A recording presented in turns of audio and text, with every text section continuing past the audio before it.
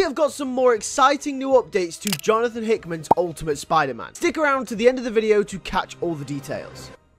So if you're not aware, Marvel is currently rebooting their Ultimate Universe. And I'm not going to pretend like I know a lot about Ultimate Invasion, because just between me and you, I don't really read Marvel comics other than Spider-Man. I know, fake fan, am I right? But basically, the bare bones of the situation is this event that Marvel is currently doing is going to lead into a brand new rebooted Ultimate Universe. Yes, Ultimate Universe like the one that they did in the early 2000s. Now, this won't be the same Ultimate Universe. This will be a brand new one with new versions of the characters. So that includes versions of the Avengers, Spider-Man, X-Men, and loads of other different Marvel characters as well. And of course, the entire series is going to be spearheaded by comic book writer Jonathan Hickman, because he'll be writing the Avengers books and he'll also be writing the Spider-Man books as well. So what exactly type of Spider-Man character are we going to be getting in these new Ultimate books? However, there's a few key details that Hickman has actually given us himself. Unlike the original Ultimate comics that came out during the 2000s,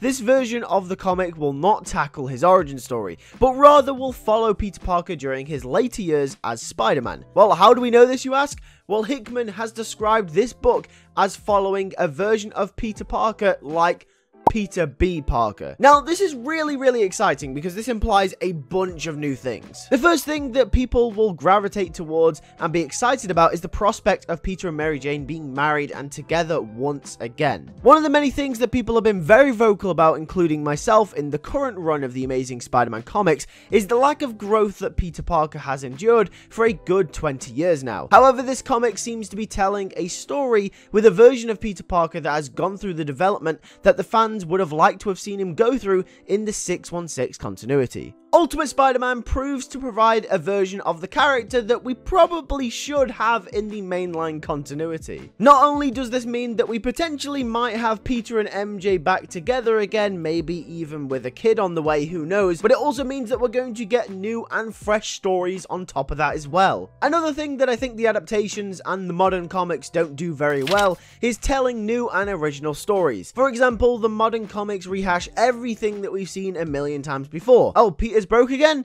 Who would have guessed? Oh, the Green Goblin's back? Shock horror, who would have seen that coming? And when it comes to adaptations of the character, many versions including the MCU, the TASM movies, and most of the cartoons, including everyone's favourite Spectacular Spider-Man, all follow the same formula of having Peter Parker be in high school. However, for example, something that the Insomniacs version of the character does very well is to take the concept of Peter Parker and translating his core ideologies and themes into an older version of the character. This is exactly what I expect Ultimate Spider-Man to do, as Hickman is known for writing very mature stories, being able to tell more mature and grown-up Peter Parker stories with the high school aspects of the character, not tying him down. Maybe he's a teacher, maybe he's paying a mortgage, maybe he has marriage issues. How does him growing older affect his combat and leverage as Spider-Man? What happened to Aunt May? Does the Daily Bugle still exist? These are all valid questions, and I think questions that are going to provide really good narrative aspects for this new book. So the next question that people are going to have is Miles Morales going to be in this series?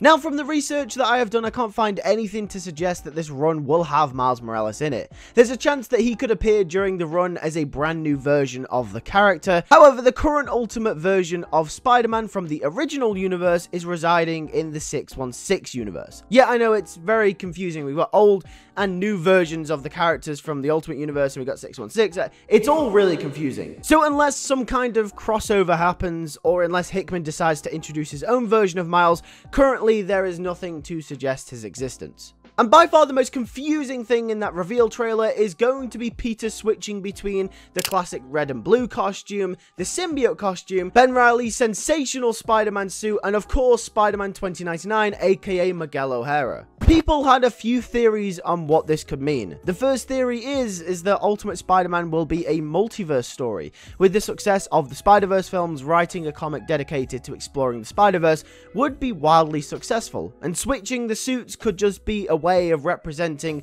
the different versions of Spider-Man that we are going to see in this comic, and possibly the main versions of Spider-Man that we are going to be following throughout the story. And just like we mentioned, Miles Morales still does exist. The old version of the Ultimate Spider-Man is still out there, so what's to say he isn't somehow involved with all of this? Not to mention, out of the very few times Hickman has wrote Spider-Man before, he has actually wrote a multiverse story where Peter Parker confronts the Spider-Verse. Although this theory does suggest that this could be the case, I know me and you especially probably don't want this to happen. And that's where we get to the second theory, and it's probably the more popular analysis of this cover. And that's because Peter is so old and so decrepit, as Hickman describes him as the ultimate Peter B. Parker. This suggests that he's so far into his career, he's already encountered many, I guess you could call them canon events in his lifetime. So for example, that would be Gwen Stacy's death, which would then lead into the Clone Saga and thus Ben Reilly. So this would suggest that the story of the Clone Saga has already happened. And obviously some kind of crossover with Spider-Man 2099 has also happened at some point down the line as well.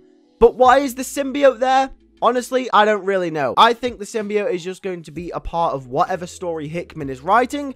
Either way, I'm really excited to see it. Again, these could just be variant covers, but I doubt it. I think it's a little bit too out there for it to not be a part of the actual main story. Either way, we're going to be covering and breaking down Ultimate Spider-Man issue number 1 when it does come out in January 2024, so make sure you are subscribed. Leave a like on the video, tell me what you think in the comment section down below, and I'll catch you guys in the next one. Take care, and peace.